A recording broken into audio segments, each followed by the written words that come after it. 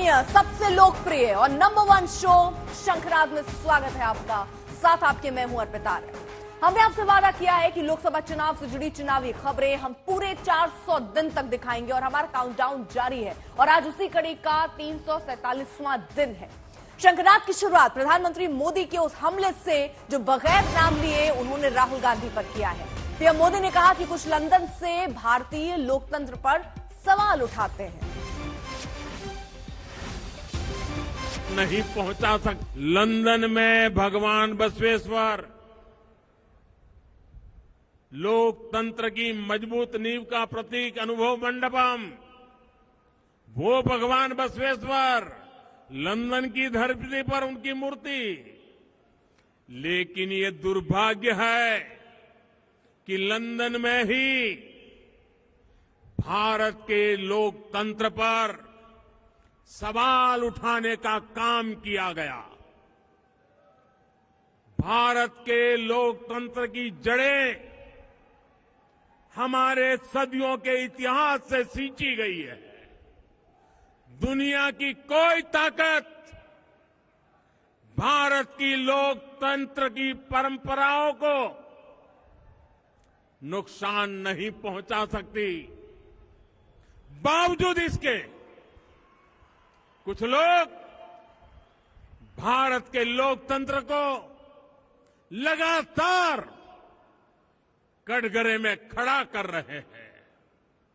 ऐसे लोग भगवान बसवेश्वर का अपमान कर रहे हैं।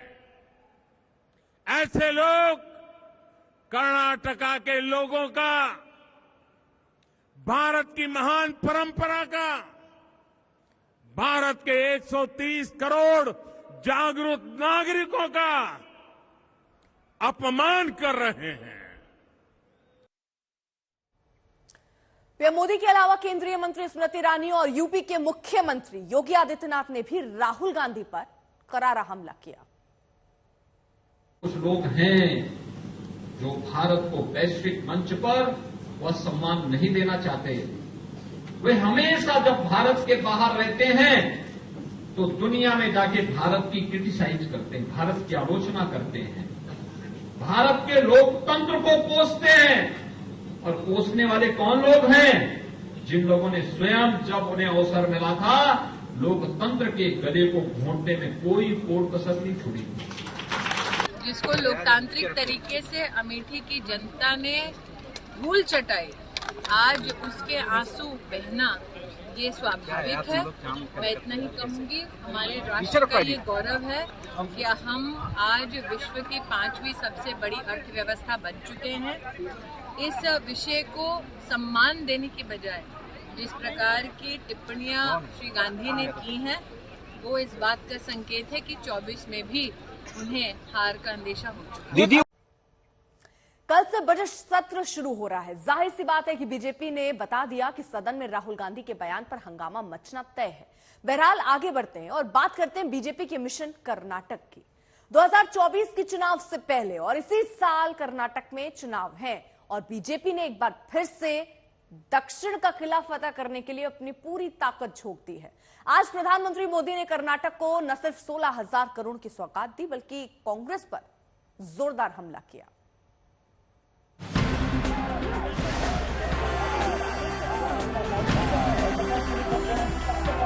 कांग्रेस मोदी की कब्र खोदने में बिजी है और मोदी बेंगलुरु मैसूरू एक्सप्रेस वे बनाने में बिजी है।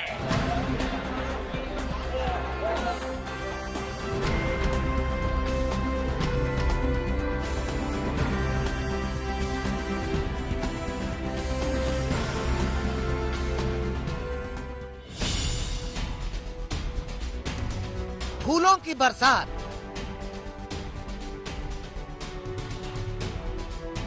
हजारों करोड़ की योजनाओं की सौगात, दौरा धुआंधार और कांग्रेस पर करारा प्रहार। चुनावी राज्य कर्नाटक पहुंचे पीएम मोदी के एक दिन के मेगा शो में वो हर कुछ था जो बीजेपी के पक्ष में माहौल बनाने वाला था, विरोधी दलों की चिंता बढ़ाने वाला था। बीते 3 महीने में ये पीएम मोदी का छठा कर्नाटक दौरा था और इस बार जेडीएस के गढ़ मांड्या से पीएम मोदी ने हुंकार भरी, कांग्रेस और विरोधी दलों के खिलाफ मंच से ललकार भरी। डबल इंजन सरकार के इन प्रयासों के बीच कांग्रेस और उनके साथी क्या कर रहे हैं? कांग्रेस मोदी की कब्र खोदने में बिजी है और मोदी बेंगलुरु मैसूरू एक्सप्रेस वे बनाने में बिजी है। कांग्रेस मोदी की कब्र खोदने में व्यस्त है और मोदी गरीब का जीवन आसान बनाने में व्यस्त है। मंड्या में पीएम मोदी का भव्य रोड शो हुआ। समर्थकों ने मोदी पर फूल बरसाए, मोदी मोदी के जयकारे लगाए। पीएम ने यहां पारंपरिक लोक नृत्य का भी लुत्फ उठाया। इसके बाद मोदी ने हुबली धारवाड़ जिलों में करीब 16,000 करोड़ की योजनाओं की आधारशिला रखी। धारवाड़ में नई आईआईटी की शुरुआत की। प्रदेश में तेजी से विकास को डबल इंजन सरकार का नतीजा बताया। विकास की इन योजनाओं को विरोधियों पर हमले का हथियार बनाया और जनता के आशीर्वाद को अपना सुरक्षा कवच बताया। कर्नाटका के तेज विकास के लिए डबल इंजन सरकार जरूरी है। मोदी की कब्र खोदने का सपना देख रहे कांग्रेसियों को पता नहीं है कि देश की करोड़ों माताओं, बहनों, बेटियां, देश के लोगों का आशीर्वाद मोदी का सबसे बड़ा सुरक्षा कवच है। कर्नाटक में अगले 2 महीने में विधानसभा चुनाव होने हैं। कर्नाटक की सत्ता में बने रहने के लिए बीजेपी अपना दमखम लगा रही है। पीएम मोदी के लगातार दौरों से अपने अभियान को आगे बढ़ा रही है। साल 2014 से पहले कांग्रेस की जो सरकार केंद्र में थी और मिलीजुली सरकार थी, भांति भांति लोगों के समर्थन से चल रही थी, उसने गरीब आदमी को, गरीब परिवारों को तबाह करने में कोई कसर बाकी नहीं छोड़ी थी। कांग्रेस की सरकार ने लूट लिया था। कांग्रेस को कभी गरीब के दुख दर्द से कोई फर्क नहीं पड़ा है। कर्नाटक की लड़ाई इस बार बेहद दिलचस्प है। कांग्रेस, जेडीएस जैसे दल प्रदेश में वापसी के लिए जोर लगा रहे हैं, वहीं बीजेपी तमाम योजनाओं और पीएम मोदी के प्रचार के जरिए सत्ता में बने रहने का भरोसा जता रहे हैं। कर्नाटक पर पीएम मोदी की भी खास नजर है, जो उनके दौरे में साफ नजर आ रही है। विरोधियों के हमले पर पीएम मोदी के जवाब से कर्नाटक का सियासी माहौल गर्मा रहा है। सगाई राज, मांड्या, आज तक।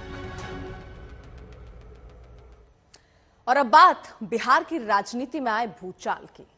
2024 के चुनाव से पहले बिहार में हलचल तेज है। लालू प्रसाद यादव का पूरा परिवार ईडी की जद में है। नौकरी के बदले जमीन घोटाले मामले में ईडी का शिकंजा जितना तेज कस रहा है, राजनीति भी उतनी ही तीव्र गति से आगे बढ़ रही है। आज पटना में केंद्र सरकार के खिलाफ पोस्टर बैनर लगाए गए। आरोप ये लगाए जा रहे हैं कि विपक्षियों को जांच एजेंसियों के जरिए परेशान किया जा रहा है।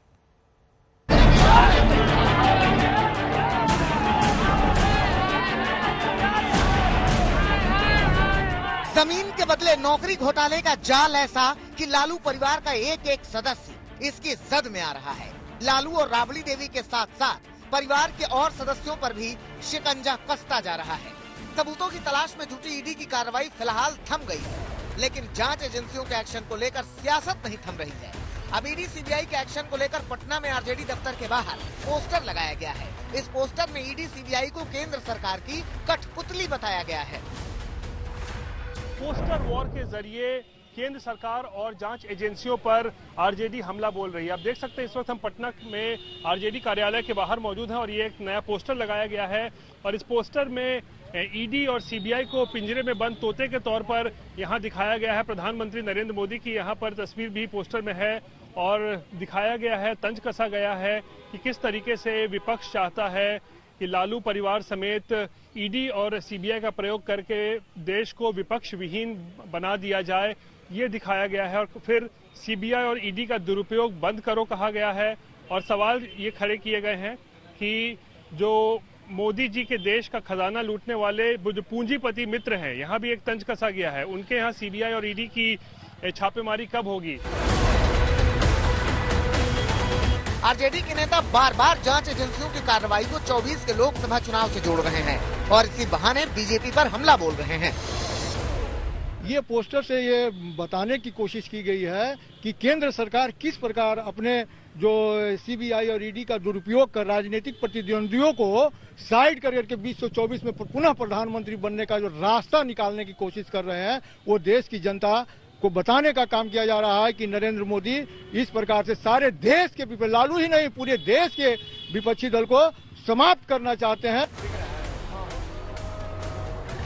हालांकि ईडी सूत्रों की माने तो छापे के वक्त न्यू फ्रेंड्स कॉलोनी के मकान में तेजस्वी यादव की मौजूदगी से लालू परिवार के खिलाफ केस मजबूत बन सकता है। इससे ये साबित करने में मदद मिलेगी कि तेजस्वी घोटाले में शामिल कंपनी की संपत्ति का उपयोग कर रहे थे। ईडी के सूत्रों के मुताबिक तेजस्वी का ये घर इन्फो सिस्टम प्राइवेट लिमिटेड नाम की कंपनी के नाम रजिस्टर्ड है। आरोप है कि रेलवे में नौकरी पाने वाले एक शख्स ने इसी कंपनी को 9,527 वर्ग फीट जमीन महज 10,83,000 रुपए में दे दी थी। आरोपों के मुताबिक राबड़ी देवी 2014 से इस कंपनी की निदेशक है। उधर बीजेपी लालू यादव के परिवार पर विक्टिम कार्ड खेलने का आरोप लगा रही है। लालू परिवार के कई सदस्यों को भ्रष्टाचार से जुड़ा बता रही है। लालू प्रसाद जी को ये बड़ा विक्टिम दिखा रहे हैं कि हम जो है झुकेंगे नहीं, टूटेंगे नहीं। अरे भाई, आपकी उत्पत्ति ही भाजपा के कृपा से हुई। भाजपा के समर्थन से पहली बार मुख्यमंत्री बने। नीतीश कुमार को 5 बार मुख्यमंत्री भाजपा ने बनाया, फिर भी ये लोग क्या बोली बोल रहे हैं पता नहीं। 5 बार मुख्यमंत्री बनाया हो नीतीश कुमार जी को, और लालू प्रसाद जी की शुरुआत ही भाजपा ने किया। भाजपा फंसाती नहीं है। ये न्यायालय में जाइए, न्यायालय तय करेगा कि गलत कौन है कौन सही है। बीजेपी ईडी की छापेमारी में हुई बरामदगी को भ्रष्टाचार से जुड़ा बता रही है। वहीं आरजेडी इन दावों को झूठा बताते हुए 2017 में हुई छापेमारी पर सवाल उठा रही है। पूरा परिवार ही अपराधी हो तो भ्रष्टाचार का दूसरे पे आरोप चलेगा क्या? मैं तो विक्टिम हूं ना लालू प्रसाद जी का। लालू प्रसाद जी ने मेरा घर तोड़ा था। मैं पॉलिटिकल राइवल था, हमारा परिवार घर तोड़ दिया था। आज जो सीबीआई और ईडी है, ये न्यायालय के अधीन काम करता है, न्यायालय के द्वारा काम चल रहा है। इन्होंने 17 में कहा था कि 8,000 करोड़ का ट्रांजैक्शन हमारी सांसद मीसा जी के घर मिला। बढ़िया बात। 1,000 करोड़ का एक मॉल मिला। जमीन खा गई, आसमान लील गया, और अभी गुड़गांव में किसी और के मॉल को रेड मार दिया और किरकिरी हो गई तेजस्वी जी के नाम बता करके। वो कहां चला गया, कहां काफूर हो गया? तो मैं तो सिर्फ इतना आग्रह करूंगा, हे बीजेपी के दोस्तों, ये जो आप पर्यायवाची खेल रहे हो ना सीबीआई ईडी के साथ, सूत्र का, उत्पाती सूत्र का, बाज आइए, कागजात दुरुस्त करिए, पॉलिटिकल लड़ाई पॉलिटिकली लड़िए। और जनता से भी कहता हूं कि आप इनकी मंशा समझिए। वो 17 वाली बात कहां काफूर हो गई ना। 15 मार्च को लालू राबड़ी समेत तमाम आरोपियों को कोर्ट के सामने पेश किया जाएगा और इस पेशी से पहले ईडी सीबीआई की कार्रवाई सियासी संग्राम बढ़ा रही है। आरजेडी और बीजेपी को आमने सामने ला रही है। चंद्रभूषण के साथ रोहित कुमार सिंह, पटना, आज तक।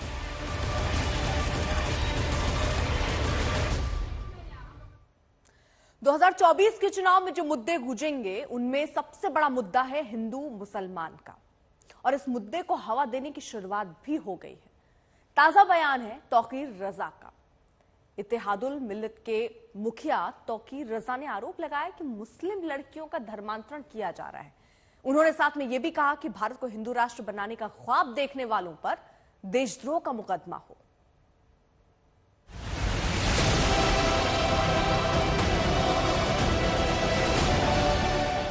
हिंदू राष्ट्र वालों पर कोई मुकदमा कायम नहीं करती है, उन पर गिरफ्तारी नहीं करती है, तो फिर जो खालिस्तान की मांग करते हैं उनकी मांग भी जायज है, उनकी मांग की भी हिमायत की जाएगी। ऐसे लोगों पर राष्ट्रद्रोह का मुकदमा और देशद्रोह का मुकदमा चलना चाहिए जो ये कहकर हिंदू संस्कृति के खिलाफ बात करते हैं। मौलाना तौकीर रजा, यह देश हिंदू राष्ट्र था, हिंदू राष्ट्र है, हिंदू राष्ट्र रहेगा। 2024 के चुनाव से पहले हिंदू और मुसलमान वाली राजनीति छाई हुई है, मगर इस राजनीति में तड़का लगाया तौकीर रजा ने। पहले सुनिए उन्होंने कहा क्या। तकरीबन 10 लाख, एक सर्वे के मुताबिक तकरीबन 10 लाख मुसलमान लड़कियों को बहकाकर, लालच देकर, अगवा करके, पूरे हिंदुस्तान का सर्वे बता रहा हूं, उन्हें हिंदू बना दिया गया, घर वापसी का नाम दिया गया। पता नहीं ये डाटा तौकीर रजा कहां से लेकर आए थे, न जाने कि सर्वे से उन्हें ये जानकारी मिली थी, मगर वो भड़के हुए थे, पूरे रौ में बोल रहे थे, खासकर उनके खिलाफ जो हिंदू राष्ट्र बनाने की बात करते हैं। तौकीर रजा सवाल कर रहे हैं कि अगर खालिस्तान की मांग करने वाले देशद्रोही हैं, तो हिंदू राष्ट्र की मांग करने वालों पर भी देशद्रोह का मुकदमा क्यों नहीं दर्ज होता। अगर हिंदू राष्ट्र की मांग करना दुरुस्त है, सरकार हिंदू राष्ट्र वालों पर कोई मुकदमा कायम नहीं करती है, उन पर गिरफ्तारी नहीं करती है, तो फिर जो खालिस्तान की मांग करते हैं उनकी मांग भी जायज है, उनकी मांग की भी हिमायत की जाएगी। अगर आप हिंदू राष्ट्र की मांग करोगे तो उनकी उस जायज मांग को, उनके खिलाफ क्यों मुकदमे किए जाते हैं। तौकीर रजा धमकी देने के अंदाज में कहते हैं कि हिंदू राष्ट्र की मांग करने वाले समझ लें कि अगर मुस्लिम नौजवानों ने मुस्लिम राष्ट्र की मांग कर दी तब क्या होगा। वरना हमें अंदेशा इस बात का है